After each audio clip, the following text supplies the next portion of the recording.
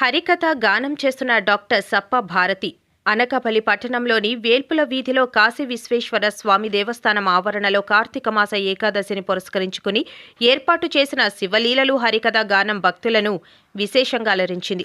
పశ్చిమ గోదావరి జిల్లా ఏలూరుకు చెందిన డాక్టర్ సప్ప భారతి భావవతరణి శివుని లీలలు, వెంకటేశ్వర స్వామి పద్మావతీ దేవి దివ్య వివాహాన్ని ఎంతో ఆసక్తిగా అనర్గళంగా పాటలను జోడించి వివరించారు. ఈ హరికథ గానానికి మంత్రముగ్ధులైన శ్రోతలు భక్తి పరవశంలో మునిగి తేలారు. ఈ సందర్భంగా కళాకారిణి భారతిని ఆలయ ఈవో, హరికథ నిర్వాహకులు ఎంవి రావులు ఘనంగా సత్కరించారు. ఈ కార్యక్రమంలో ఆలయ అర్చకులు, అధిక సంఖ్యలో భక్తులు పాల్గొన్నారు. ఈ దేవాలయంలోని ధార్మికమైన కార్యక్రమాల్లో మొట్టమొదటిగా చేయాలని మన ఎంవి రావు గారు కలిశారు. ఈ కార్తీక మాసం పురస్కరించుకొని చేయాలి, తప్పకుండా మనం మంచి కార్యక్రమాలు ఈరోజు నుంచి స్టార్ట్ చేస్తే ఇక్కడి నుంచి మన నడవడిక అది అలాగా ప్రతి సంవత్సరం కూడా మంచి కార్యక్రమాలు పెట్టడం జరుగుతుంది. ఆయన మొదటగా నాంది పలికారు. ఇది మామూలుగా మన భక్తుల సహకారంతో ఈసారి చేయడం జరిగింది. నెక్స్ట్ ఇయర్ నుంచి కూడా దేవస్థానం తరఫున కూడా మంచి కార్యక్రమాలు నిర్వహించడానికి మేము కూడా శాయశక్తులు ప్రయత్నం చేస్తాం. అందుకు కృతజ్ఞతలు. కూడా భక్తులందరూ కూడా పార్టిసిపేట్ చేసినందుకు చాలా కృతజ్ఞతలు. మేడం గారు కూడా హరికథ చాలా ఎక్స్పీరియన్స్ ఉన్న వ్యక్తిని తీసుకొచ్చారు.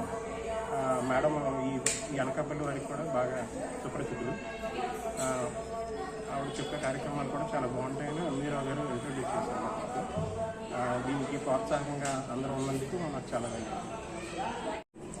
ఈ డాక్టర్ శ్రీమతి సప్ప భారతి భాగవతారిని వారిచే శివలీలలు హరికథ జరుగుతుందండి. ఈ దేవాలయంలోని మన ఈవో మురళీకృష్ణ గారి ఆధ్వర్యంలో ఈ దేవాలయం ఎంతో అభివృద్ధి చెందుతుంది. ఇంకా చెందవలసిన అవసరం కూడా చాలా ఉందండి.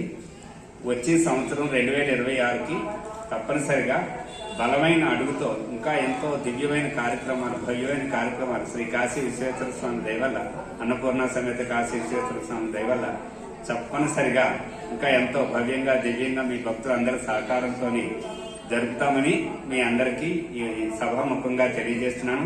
ఈ కార్యక్రమానికి ఇచ్చేసిన మన విలేకరు సోదరులందరికీ నా హృదయపూర్వక ధన్యవాదాలు.